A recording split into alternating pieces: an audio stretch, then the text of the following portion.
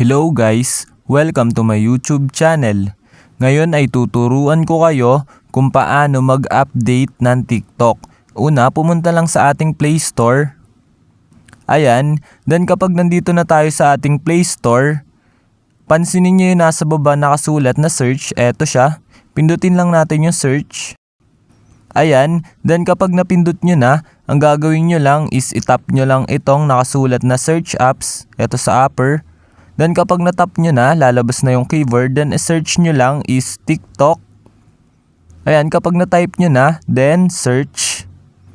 Ayan, then lalabas na dito yung TikTok na ito siya. Ang gagawin nyo lang is pindutin nyo lang siyan. Then kapag napindot nyo na, kung mapapansin nyo, nakasulat dito sa right side is update, eto siya. Ang gagawin nyo lang, pindutin nyo lang yung update na yan. Kung mapapansin nyo nga pala, last updated siya is noong October 22. Ayan, then kapag napindot nyo na, wait lang natin siya mag 100%.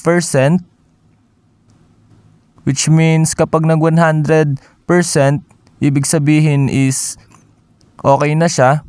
Na-update na natin yung ating TikTok. Ayan, installing. Wait lang natin. Ayan, then kapag okay na, kung mapapansin nyo, hindi na-update yung nakasulat sa right side niya, eto. Ang nakasulat na is open, ibig sabihin na-update na natin.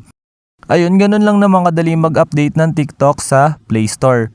Ayun lang, thanks for watching. Subscribe me for more videos like this. Thank you.